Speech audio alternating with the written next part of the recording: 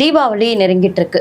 தீபாவளி நெருங்கும் பொழுது அரசு சார்பில் பார்த்தீங்கன்னா இப்போ பலரும் வந்து சென்னையில் பணிபுரியக்கூடிய பணியாளர்கள் ஊருக்கு சொந்த ஊருக்கு போவாங்க. அதற்காக போக்குவரத்து பார்க்குறது எவ்வளவு அவசியமோ, அதுபோல் அரசு ஊழியர்களுக்கு போனஸ் வழங்குவது எவ்வளவு அவசியமோ, அதுபோல் ஒவ்வொரு வருஷமும் தீபாவளி வரும்பொழுது மதுபான கடைகளுக்கு இலக்கு நிர்ணயிக்கக்கூடிய ஒரு விஷயமும் வாடிக்கையாகிட்டு வரதை நம்ம பார்க்குறோம். இந்த வருஷமும் பார்த்தீங்கன்னா 500 கோடி இலக்கு நிர்ணயிக்கப்பட்டதா செய்திகள் வருது. இதை பார்க்கும் பொழுது பூரண மது விலக்கை அமல்படுத்துவோம் என்ற ஆட்சிக்கு வந்தவர்கள் மது கடைகளுக்கு மதுவை விற்பனை செய்வதற்கு இலக்கு நிர்ணயிக்கிற போக்கை எப்படி பார்க்குறீங்க?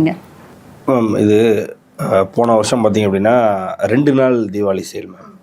அதுக்கு முந்தின வருஷம் 3 நாள் தீபாவளி சேல். நீங்கள் 3 நாள் தீபாவளி சேல் பார்த்தீங்க அப்படின்னா 460 கோடி. நான் சொல்கிறது 2023-24 23 தீபாவளியில் கரெக்டாக 3 நாள் 460 கோடி. சரி, இந்த மாதிரி தான் 500 கோடி 2024லையும் நிர்ணயித்தாங்க. 2024 500 கோடி நிர்ணயிக்கும் பொழுது 2 நாளில் 438 கோடி வந்துச்சு. 3 நாளில் 460 கோடி எப்படி, 2 நாளில் 438 கோடி வந்துச்சு.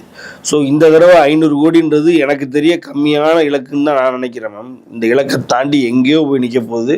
தமிழ்நாடு மிக பெருமையான ஒரு இடத்துல அந்த மாறுதொட்டி கொள்ளும் அளவுக்கு ஒரு ஒரு ஒரு ஸ்டாண்ட் எடுக்க போகிறாங்க தமிழர்கள். அதற்கு காரணம் இன்றைய ஆளும் அரசாங்கமாக தான் இருக்க போகுது, வேறு எதுவுமே இல்லை. ஏன்னா இந்த ஆளும் அரசாங்கத்துக்கு தான் முதலாக தமிழ்நாட்டில் அதாவது லிக்கரை ஒழிச்சது ராஜகோபாலாச்சாரி. அவர் தான் பேன் கொண்டு வந்தார். அந்த பேனை எடுத்தது 1971 ஐயா கருணாநிதி அவர்கள் தான்.